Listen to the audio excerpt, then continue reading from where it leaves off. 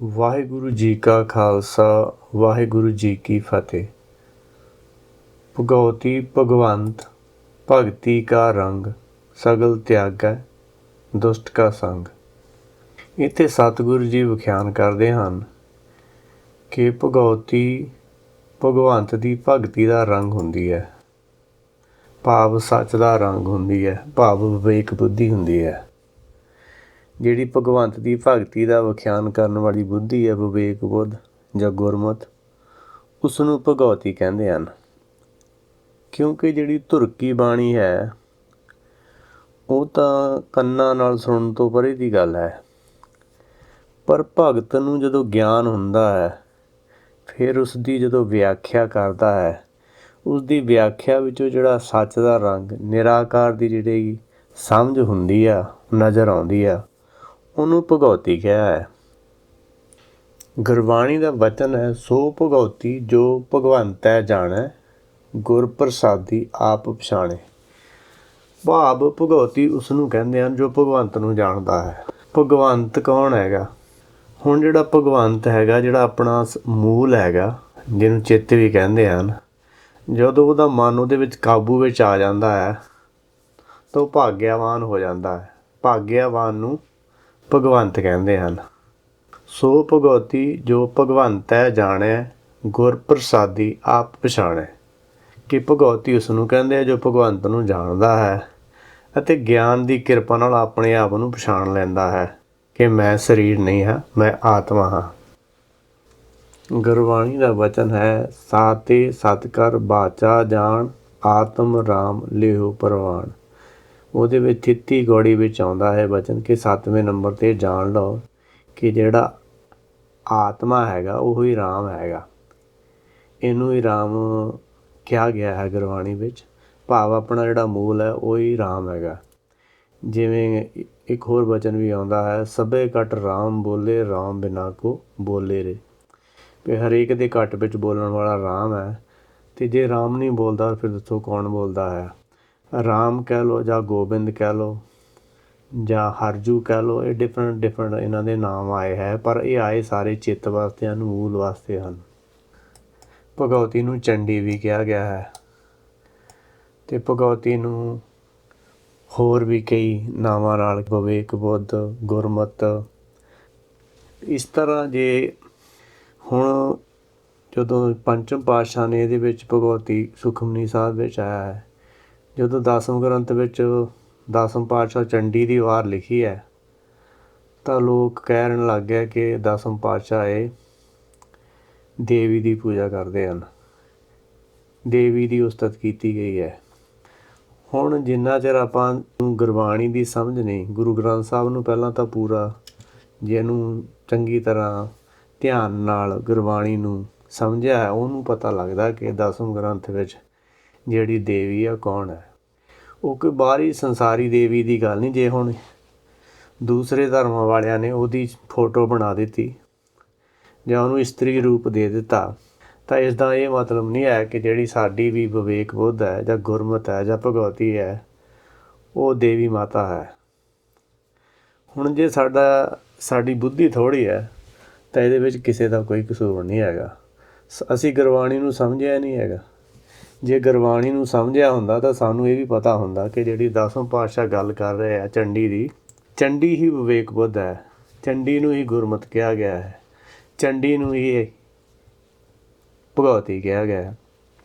ਕਿਉਂਕਿ ਜਦੋਂ ਕਿਸੇ ਵੀ ਬੰਦੇ ਨੂੰ ਜਿਹੜਾ ਇਹ ਸੰਸਾਰੀ ਜਾਮੇ ਵਿੱਚ ਆਉਂਦਾ ਹੈ ਫਿਰ ਉਹਨੂੰ ਗਿਆਨ ਹੁੰਦਾ ਹੈ। ਜਦੋਂ ਉਹ ਗੁਰਬਾਣੀ ਦੀ ਗਿਆਨ ਨੂੰ ਲੈ ਕੇ, ਉਪਦੇਸ਼ ਨੂੰ ਸੁਣ ਕੇ, ਮੰਨ ਕੇ, ਉੱਤੇ ਚੱਲ ਕੇ, ਫਿਰ ਉਹਦੇ ਅੰਦਰੋਂ ਗਿਆਨ ਪ੍ਰਗਟ ਹੁੰਦਾ ਹੈ। ਜਦੋਂ ਅੰਦਰੋਂ ਗਿਆਨ ਪ੍ਰਗਟ ਹੁੰਦਾ ਹੈ ਤਾਂ ਫਿਰ ਉਹ ਸੰਸਾਰ ਵਿੱਚ ਜੋ ਚੱਲ ਰਿਹਾ ਹੁੰਦਾ ਹੈ ਉਹਦੀ ਵਿਆਖਿਆ ਕਰਦਾ ਹੈ, ਦੱਸਦਾ ਹੈ ਕਿ ਇਸ ਦਾ ਮਤਲਬ ਇਹ ਨਹੀਂ, ਇਸ ਦਾ ਮਤਲਬ ਇਹ ਹੈ। ਪਰ ਜਦੋਂ ਦੂਸਰੇ ਜਿਹੜੇ ਹੁੰਦੇ ਚਲਾਕ ਲੋਕ ਹੁੰਦੇ ਹਨ, ਉਹਨਾਂ ਨੇ ਤੁਹਾਨੂੰ ਉਸ ਚੀਜ਼ ਨੂੰ ਸਮਝਣ ਤੋਂ ਰੋਕਣਾ ਹੁੰਦਾ ਹੈ ਤਾਂ ਉਹ ਝੂਠੀਆਂ ਕਹਾਣੀਆਂ ਕੱਢ ਲੈਂਦੇ ਹਨ। ਜੇ ਇਸੇ ਤਰ੍ਹਾਂ ਹੀ ਜਿਹੜਾ ਦਸਮ ਗ੍ਰੰਥ ਦੀ ਵਿਆਖਿਆ ਵਿੱਚ ਉਹਨਾਂ ਨੇ, ਕਿਉਂਕਿ ਦੇਵੀ ਦੀ ਪੂਜਾ ਕਰਦੇ ਹਨ, ਜੇ ਭਾਈ ਸੰਤੋਖ ਸਿੰਘ ਨੇ ਆਪਣੇ ਗ੍ਰੰਥ ਵਿੱਚ ਲਿਖ ਦਿੱਤਾ ਕਿ ਗੁਰੂ ਗੋਬਿੰਦ ਸਿੰਘ ਜੀ ਦੇਵੀ ਦੀ ਪੂਜਾ ਕੀਤੀ ਸੀ, ਕੀ ਅਸੀਂ ਮੰਨ ਲਵਾਂਗੇ ਇਸ ਗੱਲ ਨੂੰ? ਸਾਡਾ ਆਪਣੀ ਬੁੱਧੀ ਕੰਮ ਨਹੀਂ ਕਰਦੀ ਹੈਗੀ ਹੈ। ਹੁਣ ਉਹਨਾਂ ਨੇ ਜਦੋਂ ਪਹਿਲੀ ਪੌੜੀ ਵਿੱਚ ਲਿਖਿਆ ਗਿਆ ਚੰਡੀ ਦੀ ਵਾਰ ਵਿੱਚ, ਪ੍ਰਿਥਮ ਭਗਉਤੀ ਸਿਮਰ ਕੈ ਗੁਰ ਨਾਨਕ ਲਈ ਧਿਆਏ, ਫਿਰ ਅੰਗਦ ਗੁਰ ਤੇ ਅਮਰਦਾਸ ਰਾਮਦਾਸੈ ਹੋਈ ਸਹਾਏ। ਉਹਨਾਂ ਨੇ ਸਾਫ਼-ਸਾਫ਼ ਲਿਖਿਆ ਹੈ ਕਿ ਸਭ ਤੋਂ ਪਹਿਲਾਂ ਗੁਰੂ ਨਾਨਕ ਦੇ ਜਿਹੜੀ ਧਿਆਨ ਵਿੱਚ ਆਈ ਹੈਗੀ ਆ ਵਿਵੇਕ ਬੁੱਧ ਜਾਂ ਭਗਉਤੀ ਕਹਿ ਲਓ, ਉਹ ਹੀ ਹੈਗੀ ਆ ਗੁਰੂ ਅੰਗਦ, ਅਮਰਦਾਸ ਤੇ ਰਾਮਦਾਸ ਹੋਣਾ ਦੀ ਵੀ ਉਹਨੇ ਹੀ ਸਹਾਇਤਾ ਕੀਤੀ ਹੈ। ਅਰਜਨ ਹਰਗੋਬਿੰਦ ਨੂੰ ਸਿਮਰੋ ਸ੍ਰੀ ਹਰਿ ਰਾਏ, ਫਿਰ ਅੱਗੇ ਗੁਰੂ ਅਰਜਨ, ਹਰਗੋਬਿੰਦ ਸਾਹਿਬ ਅਤੇ ਜਿਹੜੀ ਸ੍ਰੀ ਹਰਿ ਰਾਏ ਹੈ ਉਹਨਾਂ ਨੇ ਵੀ ਉਹਨੂੰ ਹੀ ਸਿਮਰਿਆ ਹੈ। ਸ੍ਰੀ ਹਰਿਕ੍ਰਿਸ਼ਨ ਧਿਆਈ ਹੈ ਜਿਸ ਡਿੱਠੇ ਸਭ ਦੁਖ ਜਾਏ। ਸ੍ਰੀ ਹਰਿਕ੍ਰਿਸ਼ਨ ਜੀ ਨੇ ਵੀ ਉਹਨੂੰ ਧਿਆਨ ਵਿੱਚ ਲਿਆਂਦਾ ਹੈ, ਉਹਨਾਂ ਦੇ ਧਿਆਨ ਵਿੱਚ ਵੀ ਉਹ ਹੀ ਆਈ ਹੈ, ਜਿਹਦੀ ਸਮਝ ਦੇ ਨਾਲ ਉਹਨਾਂ ਦੇ ਜਿਹੜੇ ਸਾਰੇ ਦੁੱਖ ਚਲੇ ਗਏ ਹੈ। ਤੇਗ ਬਹਾਦਰ ਸਿਮਰੀਐ ਕਰ ਨੌ ਨਿਧ ਆਵੈ ਧਾਏ, ਸਭ ਥਾਈ ਹੋਏ ਸਹਾਏ। ਤੇਗ ਬਹਾਦਰ ਜੀ ਨੇ ਵੀ ਉਹਨੂੰ ਹੀ ਸਿਮਰਿਆ ਹੈ, ਜਿਹਦੇ ਨਾਲ ਉਹਨਾਂ ਦੇ ਹਿਰਦੇ ਵਿੱਚ ਨੌ ਨਿਧ ਅੰਮ੍ਰਿਤ ਪ੍ਰਭ ਕਾ ਨਾਮ ਦੇਹੀ ਮੇਂ ਇਸ ਕਾ ਵਿਸਰਾਮ। ਉਹਨਾਂ ਦੇ ਅੰਦਰ ਵੀ ਜਿਹੜਾ ਨਵਾਂ ਖਜ਼ਾਨਾ ਸੱਚ ਦਾ ਗਿਆਨ ਹੈ ਉਹਨਾਂ ਦੇ ਧਿਆਨ ਵਿੱਚ ਆਇਆ ਹੈ, ਅਤੇ ਉਹਨਾਂ ਦੀ ਵੀ ਇਸੇ ਨੇ ਹੀ ਸਹਾਇਤਾ ਕੀਤੀ ਹੈ। ਅਤੇ ਇਸੇ ਨੂੰ ਹੀ ਦਸਮ ਪਾਤਸ਼ਾਹ ਜੀ ਆਪ ਉਹਦਾ ਹੀ ਧਿਆਨ ਕੀਤਾ ਹੈ। ਉਹ ਹੀ ਉਹਨਾਂ ਦੇ ਧਿਆਨ ਵਿੱਚ ਵੀ ਇਹੋ ਹੀ ਵਿਵੇਕ ਬੁੱਧ, ਗੁਰਮਤਿ, ਸੱਚ ਦਾ ਗਿਆਨ ਆਇਆ ਹੈ। ਅਤੇ ਇਸ ਕਰਕੇ ਕਿਉਂਕਿ ਉਸ ਟਾਈਮ ਜਦੋਂ ਦਸਮ ਪਾਤਸ਼ਾਹ ਬਾਣੀਆਂ ਲਿਖ ਰਹੇ ਸੀ ਤਾਂ ਲੋਕਾਂ ਨੇ ਇਸ ਤਰ੍ਹਾਂ ਅਫਵਾਹਾਂ ਉਡਾ ਦਿੱਤੀਆਂ ਸੀ ਕਿ ਦਸਮ ਪਾਤਸ਼ਾਹ ਦੇਵੀ ਦੀ ਪੂਜਾ ਕਰਦੇ ਆ, ਕਿਉਂਕਿ ਹਿੰਦੂਆਂ ਦੇ ਗ੍ਰੰਥਾਂ ਦੇ ਵਿੱਚ ਉਹਨੂੰ ਭਗਵਤੀ ਨੂੰ ਭਗਵਤੀ ਕਿਹਾ ਗਿਆ ਹੈ ਜਾਂ ਕਾਲੀ ਕਿਹਾ ਗਿਆ ਹੈ। ਹੁਣ ਇਸ ਤਰ੍ਹਾਂ ਜਿਹਨਾਂ ਬੰਦਿਆਂ ਨੂੰ ਗਿਆਨ ਨਹੀਂ ਹੁੰਦਾ ਉਹ ਜੋ ਕੋਈ ਕਹਿੰਦਾ ਉਹ ਮੰਨ ਲੈਂਦੇ ਹਨ, ਪਰ ਜਦੋਂ ਆਪਾਂ ਨੂੰ ਗੁਰਬਾਣੀ ਦੀ ਸਮਝ ਆਉਂਦੀ ਹੈ ਤਾਂ ਉਦੋਂ ਪਤਾ ਲੱਗਦਾ ਹੈ ਕਿ ਜਿਹੜੀ ਵਿਵੇਕ ਬੁੱਧ ਹੈ ਜਾਂ ਗੁਰਮਤਿ ਹੈ ਇਹਨੂੰ ਹੀ ਚੰਡੀ ਕਿਹਾ ਗਿਆ ਹੈ, ਅਤੇ ਜਦੋਂ ਇਹ ਗਿਆਨ ਲੈਂਦੀ ਹੈ ਉਦੋਂ ਇਹਨੂੰ ਕਾਲੀ ਵੀ ਇਹਨੂੰ ਹੀ ਕਿਹਾ ਗਿਆ ਹੈ। ਇਸੇ ਕਰਕੇ ਸਾਨੂੰ ਇੱਥੇ ਬਹੁਤ ਹੀ ਧਿਆਨ ਨਾਲ ਸਮਝਣ ਦੀ ਬਾਣੀ ਨੂੰ ਲੋੜ ਹੈਗੀ ਆ। ਹੁਣ ਜੇ ਆਪਾਂ ਮੰਨ ਲਈਏ ਕਿ ਦਸਮ ਪਾਤਸ਼ਾਹ ਦੇਵੀ ਦੀ ਪੂਜਾ ਕਰਦੇ ਸੀ, ਫਿਰ ਹੁਣ ਚੰਡੀ ਨੂੰ ਹੀ ਭਗਵਤੀ ਕਿਹਾ ਗਿਆ, ਫਿਰ ਹੁਣ ਆਪਾਂ ਮੰਨ ਲਵਾਂਗੇ ਕਿ ਗੁਰੂ ਅਰਜਨ ਦੇਵ ਜੀ ਨੇ ਭਗਵਤੀ ਜਿਹੜੀ ਦੀ ਗੱਲ ਕਰ ਰਹੇ ਆ ਗੁਰੂ ਗ੍ਰੰਥ ਸਾਹਿਬ ਵਿੱਚ, ਉਹ ਵੀ ਚੰਡੀ, ਉਹ ਵੀ ਦੇਵੀ ਹੈਗੀ ਆ, ਔਰਤ ਹੈਗੀ ਆ। ਸਾਨੂੰ ਕੋਈ ਵੀ ਗੱਲ ਕਰਨ ਤੋਂ ਪਹਿਲਾਂ ਗੁਰਬਾਣੀ ਦਾ ਅਧਿਐਨ ਕਰਨਾ ਚਾਹੀਦਾ, ਗੁਰਬਾਣੀ ਨੂੰ ਸਮਝਣਾ ਚਾਹੀਦਾ ਹੈ, ਆਪਣੀ ਮੱਤ ਨਾਲ ਨਹੀਂ ਗੁਰੂ ਦੀ ਮੱਤ ਲੈ ਕੇ। ਬਚਨ ਆਉਂਦਾ ਹੈ ਬੁੱਧ ਬਦਲੀ ਸਿੱਧੀ ਪਾਈ। ਹੁਣ ਜਿੰਨਾ ਚਿਰ ਆਪਣੇ ਕੋਲ ਸੰਸਾਰੀ ਬੁੱਧੀ ਆ ਓਨਾ ਚਿਰ ਸੋਝੀ ਨਹੀਂ ਆਉਂਦੀ। ਹੁਣ ਜਿੰਨਾ ਚਿਰ ਗੁਰਬਾਣੀ ਦਾ ਬਚਨ ਹੈ ਕਿ ਮਨ ਵੇਚੇ ਸਤਿਗੁਰ ਕੇ ਪਾਸ ਅਤੇ ਸੇਵ ਕੇ ਕਾਜ ਰਾਸ। ਹੁਣ ਜਿਹੜਾ ਮਨ ਸਤਿਗੁਰ ਅੱਗੇ ਵੇਚਦਾ ਹੈ, ਤਨ ਮਨ ਧਨ ਸਭ ਸੌਂਪ ਗੁਰ ਕੋ ਹੁਕਮ ਮੰਨੀਏ ਪਾਈਏ, ਉਹਨੂੰ ਇਹਨਾਂ ਚੀਜ਼ਾਂ ਦੀ ਸਮਝ ਪੈਂਦੀ ਹੈ। ਉਵੇਂ ਝੂਠੀਆਂ ਕਿਤਾਬਾਂ ਪੜ੍ਹ ਕੇ ਕੋਈ ਗੱਲਾਂ ਕਰਦਾ ਹੈਗਾ ਵੀ ਸਤਿਗੁਰੂ ਜੀ ਨੇ ਇਹ ਕੀਤਾ, ਸਤਿਗੁਰੂ ਜੀ ਨੇ ਉਹ ਕੀਤਾ। ਗੁਰਬਾਣੀ ਦੀ ਗੱਲ ਤਾਂ ਇੱਕ ਵੀ ਨਹੀਂ ਕਰ ਰਹੇ ਤੁਸੀਂ। ਸਭ ਝੂਠੀਆਂ ਸਾਖੀਆਂ ਦੇ ਨਾਲ ਜੇ ਗੁਰੂਆਂ ਦੀ ਆਪਾਂ ਜੀਵਨ ਬਾਰੇ ਦੱਸਣ ਲੱਗੇ ਤਾਂ ਸਾਰਾ ਕੁਛ ਝੂਠ ਹੀ ਲਿਖਿਆ ਗਿਆ ਹੈ ਉਹਨਾਂ ਵਿੱਚ। ਇਸ ਕਰਕੇ ਜੋ ਅਸਲੀ ਗੁਰੂਆਂ ਦੀ ਜੋ ਰੂਹ ਹੈ, ਜੋ ਆਤਮਾ ਹੈ, ਉਹ ਗੁਰਬਾਣੀ ਦਾ ਉਪਦੇਸ਼ ਹੈ। ਸਾਨੂੰ ਉਪਦੇਸ਼ ਦਾ ਤਾਂ ਪਤਾ ਨਹੀਂ ਹੈਗਾ, ਉਵੇਂ ਲਿਖੀ ਜਾਂਦੇ ਆ ਵੀ ਦਸਮ ਪਾਤਸ਼ਾਹ ਨੇ 52 ਵਚਨ ਲਿਖੇ ਸੀਗੇ, ਇਹ ਬੁੱਕ ਵਿੱਚ ਆਹ ਲਿਖਿਆ ਹੋਇਆ, ਇਹ ਬੁੱਕ ਵਿੱਚ ਆਹ ਲਿਖਿਆ ਹੈ। ਕੀ ਇਹ ਗੁਰਬਾਣੀ ਹੈ? ਇਹ ਸੱਚੀ ਬਾਣੀ ਹੈ? ਇਹਨਾਂ ਨੂੰ ਤਾਂ ਕੱਚੀ ਬਾਣੀ ਕਿਹਾ ਹੈਗਾ ਕਿ ਸਤਿਗੁਰ ਬਿਨ ਕੱਚੀ ਹੈ ਬਾਣੀ, ਬਾਣੀ ਤਾਂ ਕੱਚੀ ਸਤਿਗੁਰ ਵਾਜੋ ਹੋਰ ਕੱਚੀ ਬਾਣੀ। ਹੁਣ ਜਿਹੜਾ ਸੰਸਾਰੀ ਜੀਵਨ ਬਾਰੇ ਜਿਹੜੀਆਂ ਗੱਲਾਂ ਹੈ ਉਹ ਸਾਰੀ ਕੱਚੀ ਬਾਣੀ ਹੈ। ਜਿਹੜਾ ਨਿਰਾਕਾਰ ਦਾ ਗਿਆਨ, ਆਤਮਾ ਦਾ ਗਿਆਨ, ਬ੍ਰਹਮ ਦਾ ਗਿਆਨ, ਉਹਨੂੰ ਸੱਚੀ ਬਾਣੀ ਕਿਹਾ ਗਿਆ ਹੈ।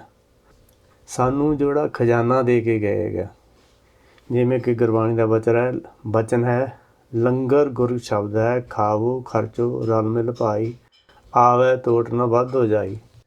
ਹੁਣ ਜਿਹੜੇ ਖਜ਼ਾਨੇ ਦੀ ਗੁਰਬਾਣੀ ਨੇ ਗੱਲ ਕੀਤੀ ਉਹ ਖਜ਼ਾਨਾ ਤਾਂ ਸਾਨੂੰ ਪਤਾ ਹੀ ਨਹੀਂ ਹੈਗਾ ਕਿੱਥੇ ਹੈਗਾ, ਅਤੇ ਅਸੀਂ ਹੋਰ ਹੀ ਜੋ ਕੁਛ ਇੱਧਰੋਂ ਉੱਧਰੋਂ ਮਿਲਦਾ ਹੈਗਾ, ਜੋ ਗਲਤ ਜਿਹੜੇ ਧਰਮ ਦੇ ਦੋਖੀ ਹੁੰਦੇ ਆ, ਜਿਹੜਾ ਧਰਮ ਨੂੰ ਅੱਗੇ ਜਾਣ ਤੋਂ ਰੋਕਣ ਵਾਲੇ ਹੁੰਦੇ, ਉਹਨਾਂ ਦਾ ਜੋ ਕੁਛ ਲਿਖਿਆ ਉਹ ਅਸੀਂ ਸੁਣਾਈ ਜਾਂਦੇ, ਉਹ ਸੁਣੀ ਜਾਂਦੇ ਹਾਂ। ਇਸੇ ਕਰਕੇ ਸਾਡੀ ਜਿਹੜੀ ਬੁੱਧੀ ਉਹਨੂੰ ਜੰਗ ਲੱਗਿਆ ਹੋਇਆ, ਭਾਵ ਸਾਨੂੰ ਜੇ ਕੋਈ ਕੁਛ ਵੀ ਕਹਿੰਦਾ ਤਾਂ ਸਾਨੂੰ ਉਹਦੀ ਸਮਝ ਨਾ ਹੋਣ ਕਰਕੇ ਅਸੀਂ ਉਹਦੇ ਪਿੱਛੇ ਲੱਗ ਜਾਂਦੇ ਹਾਂ। ਇਸ ਕਰਕੇ ਅੱਜ ਸਾਨੂੰ ਸਿੱਖਾਂ ਨੂੰ ਖਾਸ ਕਰ ਜਿਹੜੇ ਪਹਿਰਾਵੇ ਵਿੱਚ ਸਿੱਖੀ ਦਾ ਭੇਸ ਪਾ ਕੇ ਹਵਨ ਕੁੰਡ ਕਰੀ ਜਾ ਰਹੇ ਹੈਗੇ, ਜੱਗ ਕਰੀ ਜਾ ਰਹੇ ਹੈਗੇ। ਗੁਰਬਾਣੀ ਵਿੱਚ ਕਿੱਥੇ ਲਿਖਿਆ ਇਹੋ ਜਿਹੇ ਜੱਗ ਕਰਨ ਬਾਰੇ? ਹੁਣ ਜੇ ਕੋਈ ਰਿਪੋਰਟਰ ਵੀ ਪੁੱਛਦਾ ਹੈ, ਰਿਪੋਰਟਰ ਨੂੰ ਪਹਿਲਾਂ ਤਾਂ ਆਪ ਹੀ ਨਹੀਂ ਗਿਆਨ ਹੈਗਾ, ਅਤੇ ਉਹ ਜਿੱਦਾਂ ਕਹਿੰਦੇ ਉੱਦਾਂ ਗਾਂਹ ਦੱਸੀ ਜਾਂਦਾ ਹੈ। ਇਵੇਂ ਆ ਸੰਗਤ ਵਿੱਚ ਗਾਹਾਂ ਦੇ ਗਾਹਾਂ ਪ੍ਰਚਾਰ ਹੋ ਰਿਹਾ ਹੈਗਾ, ਵਹਿਮ ਭਰਮ ਫੈਲਾਏ ਜਾ ਰਹੇ ਹੈ। ਇਹਦਾ ਕਾਰਨ ਇਹੋ ਹੀ ਹੈ ਕਿ ਅਸੀਂ ਗੁਰਬਾਣੀ ਨੂੰ ਆਪਣੀ ਮੱਤ ਨਾਲ ਸਮਝਣ ਦੀ ਕੋਸ਼ਿਸ਼ ਕਰਦੇ ਹਾਂ। ਗੁਰਬਾਣੀ ਤੋਂ ਕਦੀ ਵੀ ਗਿਆਨ ਲੈਣ ਦੀ ਕੋਸ਼ਿਸ਼ ਨਹੀਂ ਕੀਤੀ, ਕਦੀ ਸ਼ਬਦ ਦੀ ਵਿਚਾਰ ਨਹੀਂ ਕੀਤੀ। ਜੇ ਸ਼ਬਦ ਦੀ ਵਿਚਾਰ ਕੀਤੀ ਹੁੰਦੀ ਤਾਂ ਇਹ ਸਮਝ ਲੱਗ ਜਾਣੀ ਸੀਗੀ ਕਿ ਗੁਰਬਾਣੀ ਕਿਹਦੀ ਗੱਲ ਕਰਦੀ ਹੈ। ਗੁਰਬਾਣੀ ਮਨ, ਚਿੱਤ, ਬੁੱਧੀ ਇਹਨਾਂ ਦੀ ਗੱਲ ਕਰਦੀ ਹੈ, ਨਿਰਾਕਾਰ ਗਿਆਨ ਦੀ ਗੱਲ ਕਰਦੀ ਹੈ। ਅਤੇ ਅਸੀਂ ਤਾਂ ਸਰੀਰਾਂ ਵਿੱਚ ਇਹ ਗਿਆਨ ਨੂੰ ਲਾ ਕੇ ਆਪਾਂ ਗੁਰਬਾਣੀ ਦੇ ਅਰਥ ਹੀ ਉਲਟੇ ਕਰ ਛੱਡੇ ਹੈਗੇ ਆ। ਅਤੇ ਜਦੋਂ ਵੀ ਕੋਈ ਸ਼ਬਦ ਆਉਂਦਾ ਫਿਰ ਉਹਨੂੰ ਜਦੋਂ ਸਰੀਰ 'ਤੇ ਟਿਕਾਉਂਦੇ ਤਾਂ ਉਹ ਗੱਲ ਸਮਝ ਹੀ ਨਹੀਂ ਆਉਂਦੀ ਵੀ ਇਹ ਕਹਿ ਕੀ ਦਿੱਤਾ ਹੈਗਾ। ਫਿਰ ਆਪਾਂ ਕਹਿੰਦੇ ਗੁਰੂ ਸਾਡਾ ਇੱਦਾਂ ਨਹੀਂ ਕਹਿ ਸਕਦਾ। ਗੁਰੂ ਸਾਡੇ ਨੇ ਤਾਂ ਜੋ ਕਿਹਾ ਉਹ ਸਹੀ ਕਿਹਾ ਹੈਗਾ, ਪਰ ਜੇ ਸਾਡੀ ਸਮਝ ਨਹੀਂ ਹੈਗੀ ਤਾਂ ਸਾਡੀ ਗਲਤੀ ਹੈਗੀ ਹੈ। ਇਸ ਕਰਕੇ ਸਾਨੂੰ ਗੁਰਬਾਣੀ ਨੂੰ ਨਹੀਂ, ਗੁਰਬਾਣੀ ਤੋਂ ਸਮਝਣਾ ਚਾਹੀਦਾ। ਆਪਣੀ ਜਿਹੜੀ ਸੰਸਾਰੀ ਬੁੱਧੀ ਛੱਡ ਕੇ ਆਲੇ ਦੁਆਲੇ ਜੋ ਕੁਛ ਪੜ੍ਹਿਆ ਲਿਖਿਆ ਉਹਨੂੰ ਜਦੋਂ ਗੁਰਬਾਣੀ ਕਹਿ ਰਹੀ ਪੜ੍ਹਿਆ ਅਨਪੜ੍ਹਿਆ, ਜੋ ਕੁਛ ਪਹਿਲਾਂ ਪੜ੍ਹਿਆ ਹੈ ਉਹਨੂੰ ਅਨਪੜ੍ਹਿਆ ਕਰਨਾ ਹੈ, ਫਿਰ ਜਾ ਕੇ ਗੁਰਬਾਣੀ ਦੀ ਸਮਝ ਲੱਗਣੀ ਹੈਗੀ। ਕਿਉਂਕਿ ਗੁਰਬਾਣੀ ਦੇ ਵਿੱਚ ਜਿਹੜਾ ਹੈਗਾ ਸ਼ਬਦ ਭੇਦ ਹੈਗਾ, ਸ਼ਬਦ ਭੇਦ ਜਾਣੇ ਜਾਣਾ ਹੀ। ਸ਼ਬਦ ਭੇਦ ਉਸ ਜਿਹਨੂੰ ਆਪ ਉਹਦੇ 'ਤੇ ਕਿਰਪਾ ਹੁੰਦੀ ਹੈ ਤਾਂ ਉਹਨੂੰ ਹੀ ਸਮਝ ਆਉਂਦੀ ਹੈਗੀ ਹੈ। ਜਿਵੇਂ ਗੁਰਬਾਣੀ ਵਿੱਚ ਕਿਹਾ ਹੈ, ਸੋਧਤ ਸੋਧਤ ਸੀਜਿਆ ਗੁਰ ਪ੍ਰਸਾਦ ਤਤ ਸਭ ਬੂਝਿਆ। ਭਾਵ ਕਿ ਸੋਧ ਕੇ ਜਦੋਂ ਸਮਝ ਆਉਂਦੀ ਹੈ ਫਿਰ ਤੱਤ ਦਾ ਪਤਾ ਲੱਗਦਾ ਹੈ। ਜਿਵੇਂ ਇੱਕ ਹੋਰ ਵੀ ਬਚਨ ਆਉਂਦਾ ਹੈ, ਵਿੱਦਿਆ ਵਿਚਾਰੀ ਤਾਂ ਪਰਉਪਕਾਰੀ। ਜੇ ਵਿੱਦਿਆ ਨੂੰ ਵਿਚਾਰੀਏ ਤਾਂ ਪਰਉਪਕਾਰੀ ਹੈਗੀ ਹੈ, ਅਤੇ ਜੇ ਇਹਨੂੰ ਨਹੀਂ ਵਿਚਾਰਦੇ ਤਾਂ ਇਹ ਪਰਉਪਕਾਰੀ ਨਹੀਂ, ਆਪਣੀ ਬੁੱਧੀ ਦਾ ਹੀ ਨਾਸ ਕਰ ਦਿੰਦੀ ਹੈਗੀ। ਕਿਉਂਕਿ ਅਰਥ ਉਲਟਾ ਲੈ ਲਿਆ ਤੁਸੀਂ ਤਾਂ ਉਹਦਾ ਫਿਰ ਕੁਛ ਹੋਰ ਹੀ ਬਣ ਜਾਣਾ ਹੈ। ਜੋ ਚੀਜ਼ ਦਿਸਦੀ ਹੈ ਉਹਦਾ ਸਿਰਫ ਚਿੰਨ੍ਹ ਹੋ ਸਕਦੀ ਹੈ। ਜਿਵੇਂ ਹੁਣ ਖਾਲਸਾ ਪ੍ਰਗਟਿਓ ਖਾਲਸਾ ਪਰਮਾਤਮ ਕੀ ਮੌਜ।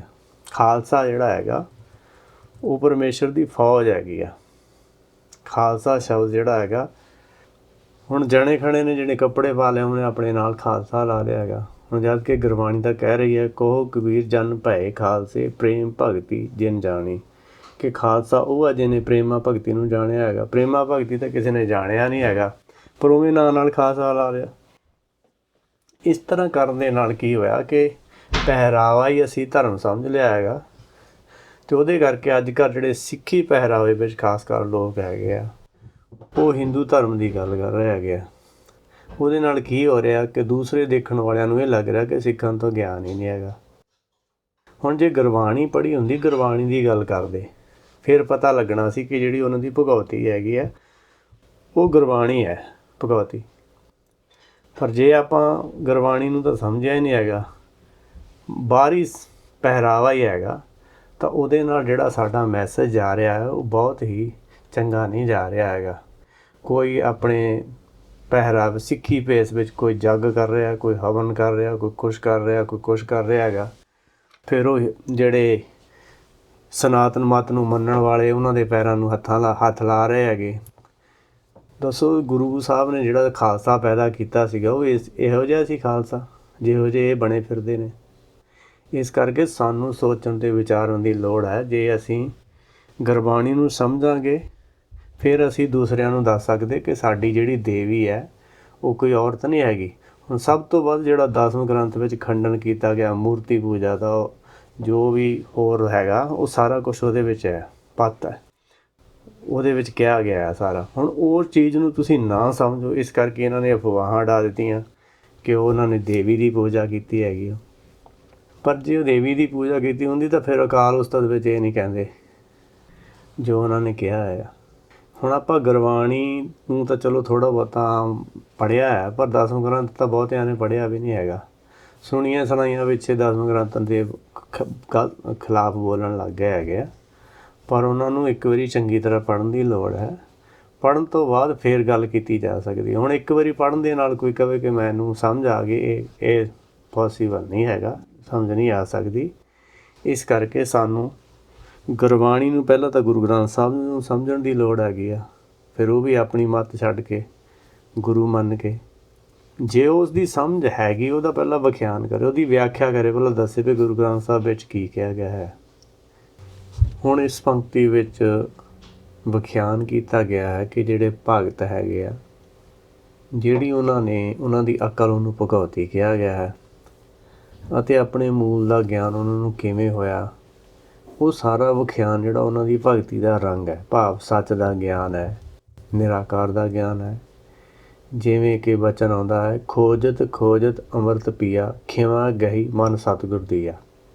ਭਾਵ ਜਿਵੇਂ ਜਿਵੇਂ ਉਹਨਾਂ ਨੇ ਆਪਣੇ ਮੂਲ ਦੀ ਖੋਜ ਕੀਤੀ ਹੈ, ਜਾਂ ਕਹਿ ਲਓ ਮਨ ਦੀ, ਪਹਿਲਾਂ ਤਾਂ ਮਨ ਦੀ ਖੋਜ ਕਰਨੀ ਪੈਂਦੀ ਹੈ। ਇਸੇ ਕਰਕੇ ਕਿਹਾ ਇਸ ਮਨ ਕੋ ਕੋਈ ਖੋਜੋ ਭਾਈ, ਮਨ ਖੋਜੇ ਬਿਨ ਕਿਨੀ ਪਰਮ ਗਤੀ ਪਾਈ।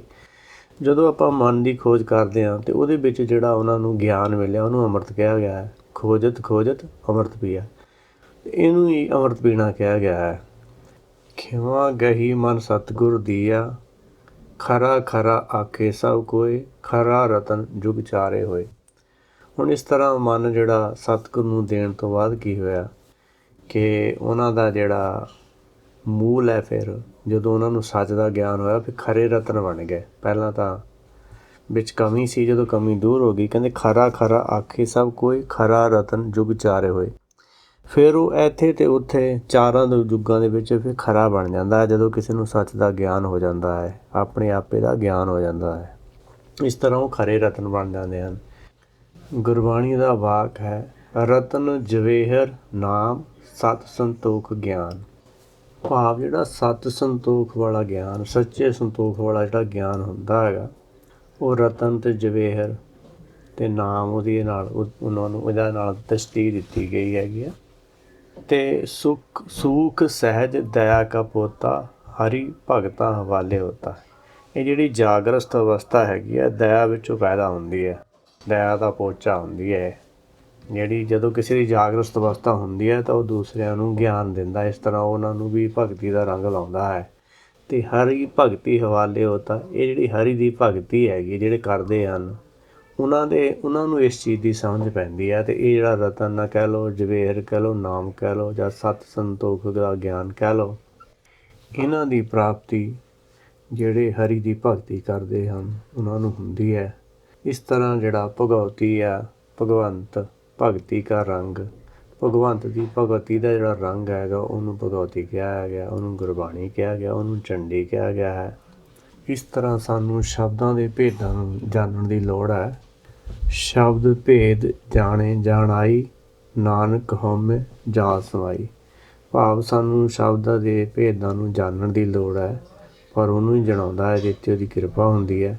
ਪਰ ਜੇ ਆਪਾਂ ਸ਼ਬਦਾਂ ਦੇ ਭੇਦ ਨੂੰ ਸਮਝਾਂਗੇ ਤਾਂ ਆਪਾਂ ਜਿਹੜੀ ਆ ਹਉਮੈ ਉਹਨੂੰ ਜਾਲ ਦੇਵਾਂਗੇ, ਉਹਨੂੰ ਖਤਮ ਕਰ ਸਕਦੇ ਹਾਂ ਅਤੇ ਸ਼ਬਦ ਵਿੱਚ ਸਮਾ ਸਕਦੇ ਹਾਂ। ਅਤੇ ਉਸਨੇ ਜਿਹੜੇ ਦੁਸ਼ਟ ਹੈ, ਭਾਵ ਦੁਰਮਤ ਹੈ, ਉਸਨੂੰ ਤਿਆਗਿਆ ਹੁੰਦਾ ਹੈ, ਉਹ ਉਹਨਾਂ ਦੀ ਸੰਗਤ ਨਹੀਂ ਕਰਦਾ ਹੈਗਾ।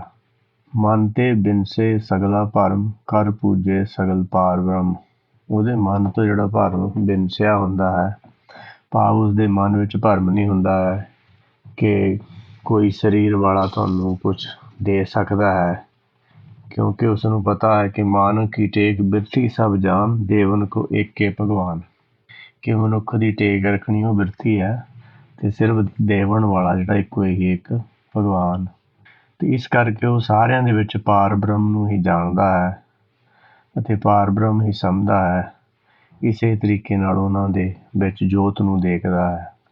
ਕਰਾ ਮਾਤ ਇੱਕ ਆਸਮੋ ਪ੍ਰਥਮ ਪਛਾਨੀਐ, ਜਾ ਕੋ ਤੇਜ ਔਰ ਤਰਾਸ ਜਗਤ ਮੋਹ ਮਾਨੀਏ। जीत हार और मृत तार जा की बस्त, हो मेरे मन परमेश्वर ताही को कैद।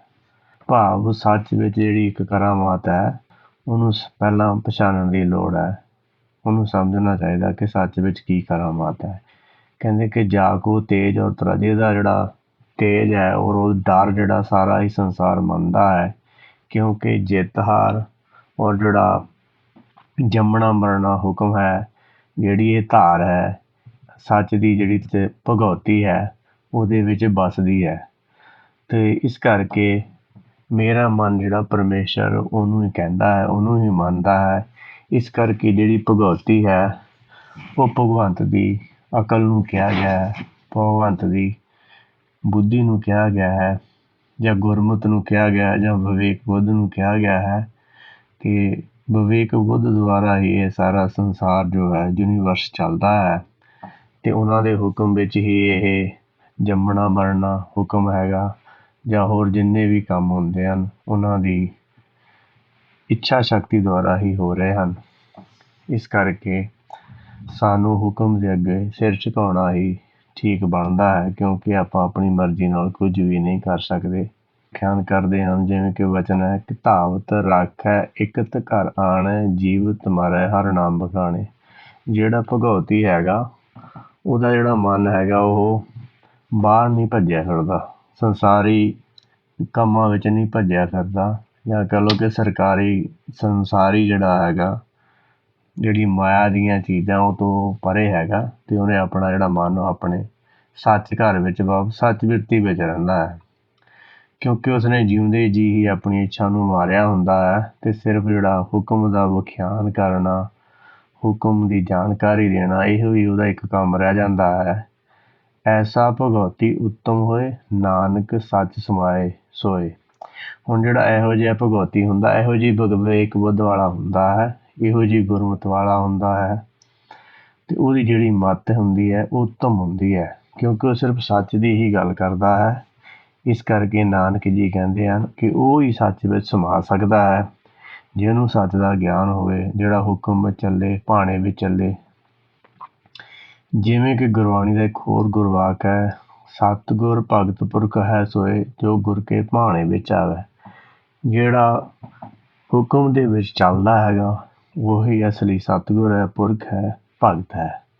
ਭਾਣੇ ਵਿੱਚ ਚੱਲਣਾ ਜਿਹੜਾ ਹੈ ਸਭ ਤੋਂ ਉੱਤਮ ਕੰਮ ਹੈ, ਇਹੋ ਹੀ ਸਾਨੂੰ ਵੀ ਕਰਨਾ ਚਾਹੀਦਾ ਹੈ। ਇਸ ਤਰ੍ਹਾਂ ਕਰਨ ਦੇ ਨਾਲ ਉਸਦਾ ਮਨ ਤੋਂ ਜਿਹੜਾ ਸਾਰਾ ਹੀ ਭਰਮ ਖਤਮ ਹੋ ਜਾਂਦਾ ਹੈ, ਅਤੇ ਉਹ ਸਾਰਿਆਂ ਵਿੱਚ ਪਾਰ ਬ੍ਰਹਮ ਨੂੰ ਸਮਝਦਾ ਹੈ। ਜਿਵੇਂ ਕਿ ਗੁਰਬਾਣੀ ਦਾ ਵਾਕ ਹੈ, ਇਹ ਵਿਸ਼ਵ ਸੰਸਾਰ ਤੂੰ ਜੋ ਦੇਖਦੇ ਹਰ ਕਾ ਰੂਪ ਹੈ, ਹਰ ਰੂਪ ਨਦਰੀ ਹੈ। ਇਸ ਤਰ੍ਹਾਂ ਉਹ ਉਸਨੂੰ ਹਰੇਕ ਵਿੱਚ ਹਰ ਦਾ ਰੂਪ ਹੀ ਨਜ਼ਰ ਆਉਂਦਾ ਹੈ। ਜਾਂ ਇੱਕ ਗੁਰਬਾਣੀ ਦਾ ਹੋਰ ਵਾਕ ਹੈ, ਸਰਬ ਭੂਤ ਪਾਰ ਬ੍ਰਹਮ ਕਰ ਮਾਨਿਆ, ਹੋਵਾ ਸਗਲ ਰੇ ਨਾਰੀ। ਭਾਵ ਸਾਰਿਆਂ ਦੇ ਵਿੱਚ ਪਾਰ ਬ੍ਰਹਮ ਦਾ ਰੂਪ ਕਰਕੇ ਦੇਖਦਾ ਹੈ ਜਾਂ ਮੰਨਦਾ ਹੈ। ਇਸ ਤਰ੍ਹਾਂ ਕਰਨ ਦੇ ਨਾਲ, ਕਿਉਂਕਿ ਅੰਤਰੀ ਪੂਜਾ ਮਨ 'ਤੇ ਹੋਈ, ਉਹ ਜਿਹੜੀ ਅਸਲੀ ਪੂਜਾ ਉਹ ਕਰ ਰਿਹਾ ਹੁੰਦਾ ਹੈ, ਜਿਹੜਾ ਹੁਕਮ ਵਿੱਚ ਚੱਲਦਾ ਹੈ, ਭਾਣੇ ਵਿੱਚ ਚੱਲਦਾ ਹੈ। ਸਾਧ ਸੰਗੀ ਪਾਪਾ ਮਲ ਖੋਵੈ, ਤਿਸ ਭਗਉਤੀ ਕੀ ਮਤ ਉੱਤਮ ਹੋਏ। ਜਿਹੜਾ ਆਪਣੇ ਮਨ ਨੂੰ ਸਾਧ ਕੇ ਸੱਚ ਦੀ ਸੰਗਤ ਵਿੱਚ ਰਹਿੰਦਾ ਹੈ, ਉਹੀ ਆਪਣੀ ਮੈਲ ਜਿਹੜੀ ਆ ਉਹ ਮਨ ਦੀ ਜਿਹੜੀ ਮੈਲ ਖੋਂਦਾ ਹੈ, ਕਿਉਂਕਿ ਉਸਨੇ ਆਪਣੇ ਮਨ ਨੂੰ ਸਾਧਿਆ ਹੁੰਦਾ। ਸਾਧਨ ਦਾ ਮਤਲਬ ਇਹ ਹੈ ਕਿ ਮਨ ਨੂੰ ਹੁਕਮ ਦਾ ਅਨੁਸਾਰ ਹੀ ਕਰਨਾ, ਨਹੀਂ ਤਾਂ ਮਨ ਆਪਣੀ ਮਰਜ਼ੀ ਚੱਲਦਾ ਹੈ, ਮਨ ਮੱਤ ਪਿੱਛੇ ਚੱਲਦਾ ਹੈ। ਜਦੋਂ ਇਹ ਹੁਕਮ ਵਿੱਚ ਚੱਲਦਾ ਹੈ ਤਾਂ ਇਹਦੀ ਪਾਪਾਂ ਭਾਵ ਇਹ ਹੁਕਮ ਦਾ ਵਿਰੋਧ ਨਾ ਕਰਕੇ ਇਹ ਜਿਹੜਾ ਹੈਗਾ ਸੱਚ ਵਾਲੇ ਪਾਸੇ ਚੱਲਦਾ ਹੈ, ਅਤੇ ਇਹਦੀ ਜਿਹੜੀ ਮੈਲ ਜਿਹੜੀ ਪਾਪਾਂ ਮਲ ਤਾਂ ਹੀ ਲੱਗਦੀ ਹੈ ਜਦੋਂ ਇਹ ਹੁਕਮ ਦਾ ਵਿਰੋਧ ਕਰਦਾ ਹੈ। ਹੁਣ ਜਦੋਂ ਮਨ ਹੁਕਮ ਵਿੱਚ ਚੱਲਣ ਲੱਗ ਗਿਆ ਤਾਂ ਫਿਰ ਇਹ ਵਿਰੋਧ ਨਹੀਂ ਹੁੰਦਾ। ਇਹੋ ਜਿਹਾ ਜਿਹੜਾ ਭਗਉਤੀ ਹੁੰਦਾ ਹੈ ਉਹਦੀ ਹੀ ਮੱਤ ਉੱਤਮ ਹੁੰਦੀ ਹੈ। ਭਗਵੰਤ ਕੀ ਟਹਿਲ ਕਰੇ ਨਿਤ ਨੀਤ, ਮਨ ਤਨ ਅਰਪੈ ਬਿਸਨ ਪ੍ਰੀਤ। ਹੁਣ ਉਹ ਆਪਣੇ ਮੂਲ ਦੀ ਜਿਹੜੀ ਟਹਿਲ ਸੇਵਾ ਦਿਨ ਰਾਤ ਕਰਦਾ ਹੈ, ਜਾਂ ਹਮੇਸ਼ਾ ਹੀ ਕਰਦਾ। ਨਿਤ ਨੀਤ, ਨਿਤ ਦਾ ਮਤਲਬ ਹੁੰਦਾ ਰੋਜ਼, ਨੀਤ ਦਾ ਮਤਲਬ ਜਿਹਦਾ ਨਾਸ਼ਵੰਤ ਨਹੀਂ ਹੈਗਾ। ਹੁਣ ਇਸ ਤਰ੍ਹਾਂ ਮਨ ਅਤੇ ਤਨ ਦੁਆਰਾ ਭਾਵ ਉਸਨੇ ਜਦੋਂ ਮਨ 'ਚ ਇੱਕ ਹੋ ਗਿਆ ਤਾਂ ਉਸ ਦੀ ਜਿਹੜੀ ਪ੍ਰੀਤ ਉਹ ਸੱਚ ਨਾਲ ਹੁੰਦੀ ਹੈ, ਕਿਉਂਕਿ ਜਿਹੜੀ ਚਿੱਤ ਦੀ ਇੱਛਾ ਹਮੇਸ਼ਾ ਹੀ ਹੁਕਮ ਵਿੱਚ ਚੱਲਣ ਦੀ ਹੈ, ਸਿਰਫ ਮਨ ਦੀ ਹੀ ਅਗਿਆਨਤਾ ਕਰਕੇ ਮਨ ਜਿਹੜਾ ਹੁਕਮ ਦਾ ਵਿਰੋਧ ਕਰਦਾ ਹੈ। ਅਤੇ ਗੁਰ ਕੀ ਸੇਵਾ ਸ਼ਬਦ ਵਿਚਾਰ ਕਰਨ ਦੇ ਨਾਲ ਉਹ ਆਪਣੇ ਮੂਲ ਦੀ ਸੇਵਾ ਕਰਦਾ ਹੈ। ਨਿਤ ਨੀਤ ਭਾਵ ਦਿਨ ਰਾਤ ਕਹਿ ਲਓ, ਜਾਂ ਹਮੇਸ਼ਾ ਹੀ ਹੁਕਮ ਨੂੰ ਧਿਆਨ ਵਿੱਚ ਰੱਖ ਕੇ ਉਹਦੇ ਅਨੁਸਾਰ ਹੀ ਕੰਮ ਕਰਦਾ ਹੈ। ਇਸ ਤਰ੍ਹਾਂ ਉਸਨੇ ਤਨ ਮਨ ਧਨ ਸਭ ਸੌਂਪ ਗੁਰ ਕੋ ਹੁਕਮ ਮੰਨੀਏ ਪਾਈਏ। ਤਨ ਮਨ ਜਿਹੜਾ ਅਰਪ ਕੇ ਆਪਣਾ ਮਨ ਚਿੱਤ ਜਿਹੜਾ ਹੈਗਾ ਸਤਿਗੁਰ ਅੱਗੇ ਵੇਚ ਕੇ, ਸਤਿਗੁਰ ਅਨੁਸਾਰ ਕਰਕੇ ਉਹ ਆਪਣੇ ਮੂਲ ਦੀ ਪ੍ਰੀਤ ਕਰਦਾ ਹੈ। ਜਿਵੇਂ ਕਿ ਗੁਰਬਾਣੀ ਦਾ ਬਚਨ ਹੈ, ਮਨ ਵੇਚੇ ਸਤਿਗੁਰ ਕੇ ਪਾਸ ਤੇ ਸੇਵਕ ਕੇ ਕਾਰਜ ਰਾਸ। ਹੁਣ ਜਿਹਨੇ ਆਪਣਾ ਮਨ ਤਨ ਸਤਿਗੁਰ ਅੱਗੇ ਸੌਂਪਿਆ ਹੁੰਦਾ ਹੈ ਉਹਦੇ ਕਾਰਜ ਰਾਸ ਹੁੰਦੇ ਹਨ। ਹੁਣ ਮਨ ਤਨ ਦਾ ਕੀ ਮਤਲਬ ਹੈ? ਜਿਹੜਾ ਗਿਆਨ ਹੈ, ਜਿਹੜਾ ਗੁਰਬਾਣੀ ਦਾ ਉਪਦੇਸ਼ ਸੁਣ ਕੇ ਮੰਨ ਕੇ ਉਹਦੇ ਅਨੁਸਾਰ ਜਦੋਂ ਮਨ ਚੱਲਦਾ ਹੈ ਜਾਂ ਉਹ ਮਨ 'ਤੇ ਲਾਗੂ ਕੀਤਾ ਹੁੰਦਾ ਹੈ ਤਾਂ ਫਿਰ ਮਨ ਜਿਹੜਾ ਹੈ ਸੱਚ ਅਨੁਸਾਰੀ ਹੋ ਜਾਂਦਾ ਹੈ। ਪਹਿਲਾਂ ਤਾਂ ਇਹ ਮਨ ਰਾਗੀ ਹੈ। ਰਾਗੀ ਭਾਵ ਦੇ ਅੰਦਰ ਮਾਇਆ ਦੀਆਂ ਛਾਵਾਂ ਹੈਗੀਆਂ। ਜਦੋਂ ਮਾਇਆ ਦੀਆਂ ਛਾਵਾਂ ਤੋਂ ਸੁੰਨ ਹੋ ਜਾਂਦਾ ਹੈ ਬੈਰਾਗੀ ਬਣਦਾ ਹੈ। ਬੈਰਾਗੀ ਤੋਂ ਬਾਅਦ ਇਹ ਅਨੁਰਾਗੀ ਬਣਦਾ ਹੈ। ਜਦੋਂ ਹੁਕਮ ਵਿੱਚ ਚੱਲਦਾ ਹੈ, ਅੱਗੇ ਇਹਨੂੰ ਗਿਆਨ ਹੁੰਦਾ ਹੈ ਸੱਚ ਦਾ, ਫਿਰ ਅਨੁਰਾਗੀ ਬਣਦਾ ਹੈ ਅਤੇ ਫਿਰ ਅਸਲ 'ਚ ਇਹਦੀ ਵਿਸ਼ਨ ਦੀ ਪ੍ਰੀਤ ਜਿਹੜੀ ਆਪਣੇ ਮੂਲ ਦੀ ਪ੍ਰੀਤੀ ਹੈਗੀ ਇਹਦੇ ਅੰਦਰ ਪੈਦਾ ਹੋ ਜਾਂਦੀ ਹੈ। ਇਸ ਤਰ੍ਹਾਂ ਮਨ ਤਨ ਅਰਪੇ ਵਿਸ਼ਨ ਪ੍ਰੀਤ। ਇਸ ਤਰ੍ਹਾਂ ਇਸਨੇ ਆਪਣੇ ਮਨ ਤਨ ਜਿਹੜਾ ਹੈਗਾ ਸਾਰਾ ਹੀ ਜਿਹੜਾ ਹੈ ਹੁਕਮ ਅਨੁਸਾਰ ਕੀਤਾ ਹੁੰਦਾ ਹੈ। ਇਸ ਤਰ੍ਹਾਂ ਇਹ ਅੰਦਰ ਇਹਦੇ ਪ੍ਰੀਤ ਪੈਦਾ ਹੁੰਦੀ ਹੈ ਸੱਚ ਦੀ। ਕਿਉਂਕਿ ਜਿਵੇਂ ਕਿ ਗੁਰਬਾਣੀ ਦਾ ਵਾਕ ਹੈ, ਜਿਨ ਪ੍ਰੇਮ ਕੀਓ ਤਿਨ ਹੀ ਪ੍ਰਭ ਪਾਇਓ। ਭਾਵ ਜਿਹਨੇ ਸੱਚ ਨਾਲ ਪ੍ਰੀਤੀ ਕੀਤੀ ਹੈ ਜਾਂ ਸੱਚ ਅਨੁਸਾਰੀ ਹੈ ਜਾਂ ਹੁਕਮ ਵਿੱਚ ਚੱਲਦਾ ਹੈ ਅਤੇ ਉਸਨੇ ਹੀ ਸੱਚ ਵਿੱਚ ਸਮਾਉਣਾ ਹੈ। ਹਰ ਕੇ ਚਰਨ ਹਿਰਦੇ ਵਸਾਵੈ, ਨਾਨਕ ਐਸਾ ਭਗਉਤੀ ਭਗਵੰਤ ਕੋ ਪਾਵੈ। ਹੁਣ ਜਿਹੜੇ ਸੱਚ ਦੇ ਚਰਨ ਹਿਰਦੇ ਵਸਾਵੈ ਭਾਵ ਜਦੋਂ ਸੱਚ ਦਾ ਗਿਆਨ ਗੁਰਬਾਣੀ ਦਾ ਉਪਦੇਸ਼ ਸੁਣ ਕੇ ਮੰਨ ਕੇ ਆਪਣੇ ਹਿਰਦੇ ਵਿੱਚ ਵਸਾ ਲੈਂਦਾ ਹੈ ਅਤੇ ਜਿਹੜਾ ਇਹੋ ਜਿਹਾ ਕੋਈ ਭਗਉਤੀ ਹੁੰਦਾ ਹੈ, ਇਹੋ ਜਿਹੀ ਬੁੱਧ ਵਾਲਾ ਹੁੰਦਾ ਹੈ, ਉਹੀ ਸੱਚ ਨੂੰ ਸਮਝਦਾ ਹੈ। ਕਿਉਂਕਿ ਜਿਹੜਾ ਸੱਚ ਦਾ ਚਰਨ ਦਾ ਮਤਲਬ ਹੈ ਗੁਰ ਕੇ ਚਰਨ ਬਸੇ ਮੇਰੇ ਹੀਰੇ ਸੰਗ ਪਨੀਤਾ ਦੇਹੀ। ਹੁਣ ਜੇ ਗੁਰ ਦੇ ਚਰਨ ਜਿਹੜੇ ਗੁਰਬਾਣੀ ਦਾ ਉਪਦੇਸ਼ ਵਾ ਜੇ ਹਿਰਦੇ ਵਿੱਚ ਵਸਾਵਾਂਗੇ ਤਾਂ ਹੀ ਜਿਹੜੀ ਦੇਹੀ ਪਨੀਤ ਹੋ ਸਕਦੀ ਹੈ। ਕਿਉਂਕਿ ਮਨ ਧੋਵੋ ਸ਼ਬਦ ਲਾਗੋ, ਹਰ ਸੋ ਰਹੋ ਚਿਤ ਲਾਏ। ਮਨ ਨੂੰ ਧੋਣ ਦਾ ਇੱਕੋ ਇੱਕ ਇਹੋ ਤਰੀਕਾ ਹੈ, ਗੁਰਬਾਣੀ ਦਾ ਉਪਦੇਸ਼ ਸੁਣ ਕੇ ਮੰਨ ਕੇ ਉਸ 'ਤੇ ਚੱਲ ਕੇ ਫਿਰ ਇਹ ਮਨ ਜਿਹੜਾ ਧੋਤਾ ਜਾਂਦਾ ਹੈਗਾ। ਇਸ ਤਰੀਕੇ ਨਾਲ ਜਿਹੜਾ ਕਰਦਾ ਉਹੀ ਭਗਵੰਤ ਨੂੰ ਪਾਉਂਦਾ ਹੈ। ਜਿਵੇਂ ਕਿ ਗੁਰਬਚਨ ਹੈ, ਜੇ ਕੋ ਖਾਵੈ ਜੇ ਕੋ ਭੁੰਚੇ ਤਿਸਕਾ ਹੋਏ ਆਧਾਰੂ। ਵੀ ਜੇਕਰ ਕੋਈ ਗੁਰਬਾਣੀ ਦਾ ਉਪਦੇਸ਼ ਸੁਣ ਕੇ ਉਹਨੂੰ ਮੰਨ ਲਵੇ ਫਿਰ ਉਸ ਨੂੰ ਜ਼ਿੰਦਗੀ ਵਿੱਚ ਕਮਾਵੇ ਤਾਂ ਉਸ ਦਾ ਆਧਾਰ ਹੁੰਦਾ ਹੈ। ਇਸੇ ਤਰ੍ਹਾਂ ਇੱਥੇ ਵੀ ਜਿਹੜਾ ਇਹੋ ਜਿਹਾ ਭਗਵਤੀ ਹੁੰਦਾ ਹੈ ਜਿਹੜਾ ਸੱਚ ਨੂੰ ਜਿਹੜਾ ਹਿਰਦੇ ਵਿੱਚ ਵਸਾਉਂਦਾ, ਹੁਕਮ ਨੂੰ ਹਿਰਦੇ ਵਿੱਚ ਵਸਾਉਂਦਾ ਹੈ, ਉਹਨੂੰ ਹੀ ਆਪਣੇ ਮੂਲ ਦੀ ਸਮਝ ਆਉਂਦੀ ਹੈ। ਜਿਵੇਂ ਕਿ ਗੁਰਬਾਣੀ ਦਾ ਇੱਕ ਹੋਰ ਗੁਰਵਾਕ ਹੈ, ਅਗੰਮ ਰੂਪ ਕਾ ਮਨ ਮੈਂ ਥਾਨਾ, ਗੁਰ ਪ੍ਰਸਾਦੀ ਕਿਨੇ ਵਿਰਲੇ ਜਾਨਾ। ਭਾਵ ਜਿਹੜਾ ਸੱਚ ਦਾ ਜਿਹੜਾ ਥਾਨ ਹੈਗਾ, ਜਿਹੜਾ ਅਗੰਮ ਅਗਾਧ ਪਾਰ ਬ੍ਰਹਮ ਸੋਇ, ਉਹਦਾ ਜਿਹੜਾ ਥਾਨ ਆ ਮਨ ਦੇ ਅੰਦਰ ਹੈ। ਪਰ ਇਹ ਕਿਸੇ ਵੇਲੇ ਨੇ ਹੀ ਜਾਣਿਆ ਹੈ ਕਿਉਂਕਿ ਗਿਆਨ ਦੀ ਕਿਰਪਾ ਦੁਆਰਾ, ਗੁਰਬਾਣੀ ਦੇ ਉਪਦੇਸ਼ ਦੁਆਰਾ। ਜਾਂ ਇੱਕ ਹੋਰ ਗੁਰਵਾਕ ਹੁੰਦਾ ਹੈ, ਜਿਸ ਨੂੰ ਤੂੰ ਜਣਾਏ ਸੋਈ ਜਨ ਜਾਣੇ। ਜਿਹਨੂੰ ਤੂੰ ਆਪ ਜਣਾਉਂਦਾ ਹੈ ਉਹੀ ਜਾਣਦਾ ਹੈ। ਕਿਉਂਕਿ ਸਹਿਜ ਕਥਾ ਕੇ ਅੰਮ੍ਰਿਤ ਕੁੰਟਾ, ਜਿਸੇ ਪ੍ਰਾਪਤੀ ਤਿਸ ਲੈ ਪਹੁੰਚਾ। ਇਹ ਸਹਿਜ ਕਥਾ ਜਿਹੜੀ ਹੈਗੀ ਆ ਗੁਰਬਾਣੀ ਦੀ ਕਥਾ ਕਥਾ ਹੈਗੀ ਹੈ। ਇਹ ਅੰਮ੍ਰਿਤ ਦਾ ਕੁੰਡ ਹੈ, ਇਹਦੇ ਵਿੱਚ ਅੰਮ੍ਰਿਤ ਦੀਆਂ ਬੂੰਦਾਂ ਹਨ, ਅੰਮ੍ਰਿਤ ਦਾ ਸਰੋਵਰ ਹੈ। ਜਿਹਨੂੰ ਇਹ ਪ੍ਰਾਪਤ ਹੁੰਦਾ ਹੈ ਅਤੇ ਉਸਨੂੰ ਉਹ ਜੇ ਇਹਨੂੰ ਪਹੁੰਚਦਾ ਉਹੀ ਪਹੁੰਚਦਾ ਹੈ ਜਿਸ ਨੂੰ ਇਹ ਪ੍ਰਾਪਤ ਹੁੰਦਾ ਹੈ। ਹੁਣ ਇਹ ਹੈਗੀ ਹੈ ਕਿ ਅਨਹਦ ਬਾਣੀ ਥਾਨ ਨਿਰਾਲਾ, ਤਾਂ ਕਿ ਧੁਨੀ ਮੋਹਿ ਗੋਪਾਲਾ। ਹੁਣ ਇਹ ਅਨਹਦ ਬਾਣੀ ਹੈ, ਨਿਰਾਲਾ ਜਿਹੜਾ ਵਾਸ ਹੈ ਕਿ ਜਿਸ ਜਗ੍ਹਾ 'ਤੇ ਤਾਂ ਵਾਸਾ ਹੈਗਾ।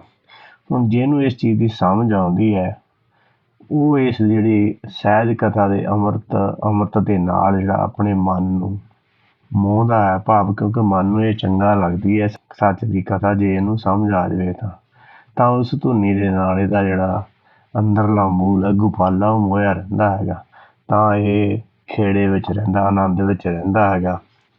ਸੋ ਇਸ ਤਰੀਕੇ ਦੇ ਨਾਲ ਗੁਰਬਾਣੀ ਦਾ ਉਪਦੇਸ਼ ਸੁਣ ਕੇ ਮੰਨ ਕੇ ਭਾਵ ਗੁਰ ਕੇ ਚਰਨ, ਗੁਰਬਾਣੀ ਦਾ ਜਿਹੜਾ ਗੁਰਬਾਣੀ ਵਿੱਚ ਗਿਆਨ ਹੈਗਾ ਉਹ ਆਪਣੇ ਹਿਰਦੇ ਵਿੱਚ ਵਸਾਉਂਦਾ ਹੈ। ਇਹੋ ਜਿਹਾ ਭਗਉਤੀ ਹੀ ਭਗਵੰਤ ਨੂੰ ਸਮਝ ਸਕਦਾ ਹੈ ਜਾਂ ਉਸ ਨੂੰ ਭਗਵੰਤ ਦਾ ਗਿਆਨ ਹੋ ਸਕਦਾ ਹੈ। ਪਰ ਜਿਹੜੇ ਦੂਸਰੇ ਭਗਉਤੀ ਹਨ ਉਹਨਾਂ ਬਾਰੇ ਵੀ, ਜਿਹੜੇ ਆਪੇ ਭਗਵਤੀ ਬਣੇ ਹੋਏ ਹਨ, ਭਰਮ ਗਿਆਨੀ ਜਿਹੜੇ ਹਨ, ਉਹਨਾਂ ਬਾਰੇ ਵੀ ਗੁਰਬਾਣੀ ਕਹਿੰਦੀ ਹੈ, ਅੰਤਰੀ ਕਪਟ ਭਗਉਤੀ ਕਹਾਏ, ਪਾਖੰਡੀ ਪਾਰ ਬ੍ਰਹਮ ਕਦੇ ਨਾ ਪਾਏ। ਕਿ ਜਿਹੜਾ ਅੰਦਰ ਜਿਹਨਾਂ ਦੇ ਕਪਟ ਹੈ ਅਤੇ ਬਾਹਰੋਂ ਭਗਉਤੀ ਕਹਾਉਂਦੇ ਹਨ, ਜਿਹੜੇ ਇਹੋ ਜਿਹੇ ਪਖੰਡੀ ਹੁੰਦੇ ਹਨ ਉਹਨਾਂ ਨੂੰ ਪਾਰ ਬ੍ਰਹਮ ਦੀ ਸਮਝ ਨਹੀਂ ਆ ਸਕਦੀ ਇਸ ਕਰਕੇ ਸਾਨੂੰ ਇਹ ਉਪਦੇਸ਼ ਦਿੱਤਾ ਗਿਆ ਹੈ ਕਿ ਜੇ ਭਗਉਤੀ ਬਣਨਾ ਹੈ ਤੇ ਇਹ ਭਗਉਤੀ ਦੇ ਲੱਛਣ ਹਨ। ਜਿਹੜੇ ਦੂਸਰੇ ਪਾਸੇ ਮਨਮੁਖ ਹਨ ਉਹਨਾਂ ਦੀ ਵੀ ਗੱਲ ਸਮਝਾਈ ਗਈ ਹੈ। ਸੋ ਇਹ ਅਸੀਂ ਆਪ ਡਿਸਾਈਡ ਕਰਨਾ ਹੈ, ਆਪ ਫੈਸਲਾ ਕਰਨਾ ਹੈ ਕਿ ਅਸੀਂ ਕਿਸ ਰਸਤੇ ਵੱਲ ਜਾਣਾ ਹੈ। ਸੋ ਪੰਡਤ ਜੋ ਮਨ ਪ੍ਰਬੋਧੇ, ਰਾਮ ਨਾਮ ਆਤਮ ਮੈਂ ਸੋਧੇ। ਹੁਣ ਇੱਥੇ ਸਤਿਗੁਰ ਜੀ ਪੰਡਤ ਦੀ ਵੀ ਡੈਫੀਨੇਸ਼ਨ ਦੇ ਰਹੇ ਹਨ ਕਿ ਪੰਡਤ ਕਿਸ ਨੂੰ ਕਹਿੰਦੇ ਹਨ। ਪੰਡਤ ਅਸਲ ਵਿੱਚ ਉਸ ਨੂੰ ਕਹਿੰਦੇ ਹਨ ਜਿਹੜੇ ਆਪਣਾ ਮਨ ਨੂੰ ਆਤਮਾ ਦਾ ਗਿਆਨ ਕਰਵਾਉਂਦਾ ਹੈ, ਕਿਉਂਕਿ ਸੰਸਾਰੀ ਗਿਆਨ ਤਾਂ ਸਾਰਿਆਂ ਨੂੰ ਹੈ, ਆਤਮਾ ਦਾ ਗਿਆਨ ਹੈ, ਆਪਣੇ ਆਪੇ ਦਾ ਗਿਆਨ ਨਹੀਂ ਹੈ। ਤੇ ਜਿਹੜਾ ਰਾਮ ਨਾਮ ਆਤਮ ਮੈਂ ਸੋਧੇ, ਹੁਣ ਰਾਮ ਦੇ ਨਾਲ ਨਾਮ ਕਿਉਂ ਆਇਆ ਹੈ? ਰਾਮ ਤਾਂ ਖੁਦ ਇੱਕ ਨਾਮ ਹੈ। ਹੁਣ ਇਸਦਾ ਮਤਲਬ ਹੈ, ਨਾਮ ਦਾ ਮਤਲਬ ਗਿਆਨ ਹੈ, ਜਿਵੇਂ ਕਿ ਗੁਰਬਾਣੀ ਦਾ ਵਾਕ ਹੈ, ਗੁਰ ਗਿਆਨ ਪਦਾਰਥ ਨਾਮ ਹੈ। ਹੁਣ ਇੱਥੇ ਇਹ ਹੈ ਕਿ ਰਾਮ ਨਾਮ ਆਤਮ ਮੈਂ ਸੋਧੇ, ਜਿਹੜਾ ਰਾਮ ਦਾ ਗਿਆਨ ਹੈ ਆਪਣੇ ਹਿਰਦੇ ਵਿੱਚ ਸੋਧੇ, ਕਿਉਂਕਿ ਮਨ ਦੇ ਨਾਲ ਜੇ ਸੋਧਾਂਗੇ ਤਾਂ ਮਨ ਤਾਂ ਮੈਲਾ ਹੈਗਾ ਤੇ ਉਹਦੇ ਵਿੱਚ ਜਿਹੜਾ ਗਿਆਨ ਵੀ ਆਊਗਾ ਉਹ ਭਰਮ ਦਾ ਹੀ ਆਊਗਾ। ਇਸ ਕਰਕੇ ਹਿਰਦੇ ਵਿੱਚ ਸੋਧਣ ਨੂੰ ਕਿਹਾ ਗਿਆ ਹੈ, ਜਿਵੇਂ ਕਿ ਗੁਰਬਾਣੀ ਦਾ ਇੱਕ ਹੋਰ ਗੁਰਵਾਕ ਹੈ, ਰਾਮ ਨਾਮ ਜਪ ਹਿਰਦੇ ਮਾਹੇ। ਜਿਹੜਾ ਰਾਮ ਦਾ ਗਿਆਨ ਹੈ ਉਸ ਨੂੰ ਜਿਹੜਾ ਹਿਰਦੇ ਵਿੱਚ ਭਾਵ ਆਪਣੇ ਮਨ ਚਿੱਤ ਨੂੰ ਇੱਕ ਕਰਕੇ ਗੁਰਬਾਣੀ ਦੇ ਉਪਦੇਸ਼ ਦੀ ਵਿਚਾਰ ਕਰ, ਤਾਂ ਜਿਹੜਾ ਹੈਗਾ ਇਸ ਚੀਜ਼ ਦੀ ਸਮਝ ਆਏਗੀ, ਤਾਂ ਮਨ ਨੂੰ ਜਿਹੜਾ ਪ੍ਰਬੋਧ ਗਾਂ ਦਾ ਗਿਆਨ ਮਿਲੇਗਾ, ਭਾਵ ਆਪਣੇ ਆਪੇ ਦਾ ਗਿਆਨ ਮਿਲੇਗਾ। ਰਾਮ ਨਾਮ ਸਾਰ ਰਸ ਪੀਵੈ, ਉਸ ਪੰਡਤ ਕੈ ਉਪਦੇਸ਼ ਜਗ ਜੀਵੇ।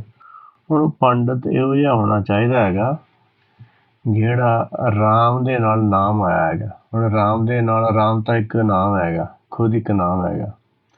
ਹੁਣ ਰਾਮ ਦੇ ਨਾਲ ਨਾਮ ਆਉਣ ਦਾ ਮਤਲਬ ਕੀ ਹੈ? ਰਾਮ ਦੇ ਨਾਲ ਨਾਮ ਆਉਣ ਦਾ ਮਤਲਬ ਹੈ ਰਾਮ ਦਾ ਗਿਆਨ, ਰਾਮ ਦੇ ਗਿਆਨ ਦਾ ਜਿਹੜਾ ਸਾਰ ਰਸ ਪੀਂਦਾ ਹੋਵੇ, ਭਾਵ ਨਿਰਾਕਾਰ ਸਰੂਪ ਨੂੰ ਸਮਝਦਾ ਹੋਵੇ, ਉਸ ਦਾ ਗਿਆਨ ਲੈਂਦਾ ਹੋਵੇ, ਉਸ ਦੇ ਗਿਆਨ ਦੀ ਵਿਚਾਰ ਕਰਦਾ ਹੋਵੇ।